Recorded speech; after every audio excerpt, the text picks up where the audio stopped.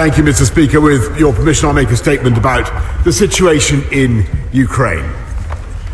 Last night, President Putin flagrantly violated the Minsk peace agreements by recognizing the supposed independence of the so-called People's Republics of Donetsk and Luhansk in eastern Ukraine. In a single inflammatory speech, he denied that Ukraine had any tradition of genuine statehood, claimed that it posed a direct threat to the security of Russia, and hurled numerous other false accusations and aspersions. Soon afterwards, the Kremlin announced that Russian troops would enter the breakaway regions under the guise of peacekeepers, and Russian tanks and armoured personnel carriers have since been spotted. The House should be in no doubt that the deployment of these forces in sovereign Ukrainian territory amounts to a renewed invasion of that country. And by denying Ukraine's legitimacy as a state and presenting its very existence as a mortal threat to Russia, Putin is establishing the pretext for a full-scale offensive.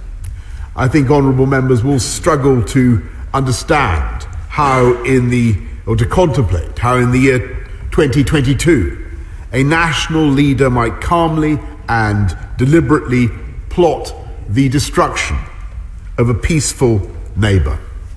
And yet the evidence of his own words suggests that is exactly what President Putin is doing. When I said on Saturday that his scheme to subvert and invade Ukraine was already in motion before our eyes, the events of the last 24 hours have, sadly, shown this to be true. We must now brace ourselves for the next possible stages of Putin's plan. The violent subversion of areas of eastern Ukraine by Russian operatives and their hirelings, followed by a general offensive by the nearly 200,000 Russian troops gathered on the frontiers at peak readiness to attack. If the worst happens, then a European nation of 44 million men, women and children would become the target of a full-scale war of aggression, waged without a shred of justification for the absurd and even mystical reasons that Putin described last night. Unless the situation changes, the best efforts of the United States, of this country, France, Germany and other allies to avoid conflict through patient diplomacy may be in vain. From the beginning, we have tried our utmost, we've all tried, to find a peaceful way through this crisis. On the 11th of February, my right honourable friend, the Defence Secretary and the Chief of the Defence Staff, Admiral Radakin, paid the first joint visit to Moscow by the holders of their offices since Churchill, who was also Defence Minister at the time, travelled to Russia with General Allenbrook in 1944. They held over 3 hours of frank discussions with the Russian Defence Minister, General Shoigu, and the Chief of Staff, General Gerasimov, demonstrating how seriously we take Russia's security concerns, how much we respect her history, and how hard we are prepared to work to ensure peaceful coexistence. My right honourable friend, the Foreign Secretary, delivered the same messages when she met our Russian counterpart in Moscow on the 10th of February. I've spoken on a number of occasions to President Putin since this crisis began, so has President Biden, while President Macron and Chancellor Scholz have both visited Moscow. Together, we have explored every avenue and given Putin every opportunity to pursue his aims by negotiation and diplomacy. And I will tell the House, we will not give up. We will continue to seek a diplomatic solution until the last possible moment. But we have to face the possibility that none of our messages has been heeded and that Putin is implacably determined to go further in subjugating and tormenting Ukraine. And it is because we suspected as much that the UK and our allies repeatedly sounded the alarm about a possible new invasion, and we disclosed much of what we knew about Russia's military build-up. Britain has done everything possible to help Ukraine to prepare for another onslaught, training 22,000 soldiers, supplying 2,000 anti-tank missiles, and providing £100 million for economic reform and energy independence. We will now guarantee up to $500 million of development bank financing. I travelled to Kiev to meet President Zelensky on the 1st of February. I saw him again in Munich the weekend. I spoke to him again last night, soon after President Putin's speech, to assure him, as I'm sure the whole House would agree, was the right thing to do. I assured him of Britain's unwavering support for Ukraine's sovereignty and territorial integrity.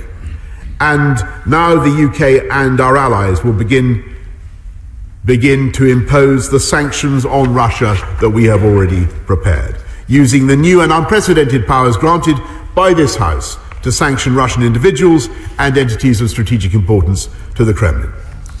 Today, the UK is sanctioning the following 5 Russian banks: Rossiya, IS Bank, General Bank, Promzyaz Bank, and the Black Sea Bank. And we are sanctioning 3 very high net worth individuals: Gennady Timchenko, Boris Rottenberg, and Igor Rottenberg. Any assets they hold in the UK will be frozen. The individuals concerned will be banned from travelling here. And we will prohibit all UK individuals and entities from having any dealings with them.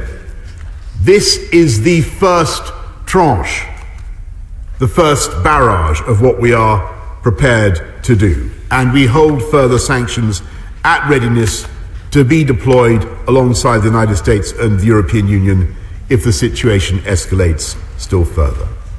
Last night, our diplomats joined an emergency meeting of the UN Security Council, and we will raise the situation in the Organization for Security and Cooperation in Europe.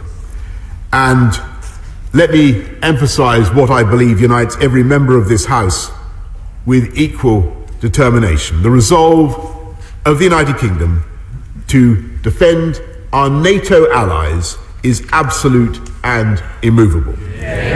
We've already doubled the size of our deployment in Estonia, where the British Army leads NATO's battle group, and when I met President Levits of Latvia and Prime Minister Kallas of Estonia in Munich on Saturday, I told them that we would be willing to send more British forces to help protect our allies if NATO makes such a request. We cannot tell what will happen in the days ahead, but, Mr. Speaker, we should steel ourselves for a protracted crisis. The United Kingdom will meet this challenge side by side with our allies, determined that we will not allow Putin to drag our continent back into a Hobbesian state of nature where aggression pays and might is right. And it is precisely because the stakes are so high that Putin's venture in Ukraine must fail, must ultimately fail, and must be seen to fail. That will require the perseverance and the unity and the resolve of the entire Western alliance, and Britain, the UK, will do everything possible to ensure that that unity is maintained.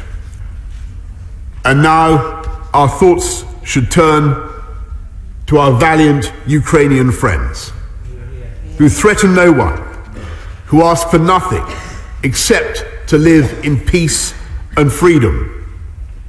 We will keep faith with them in the critical days that lie ahead. And whatever happens, Mr. Speaker, Britain will not waver in our resolve. And I commend this statement to the House.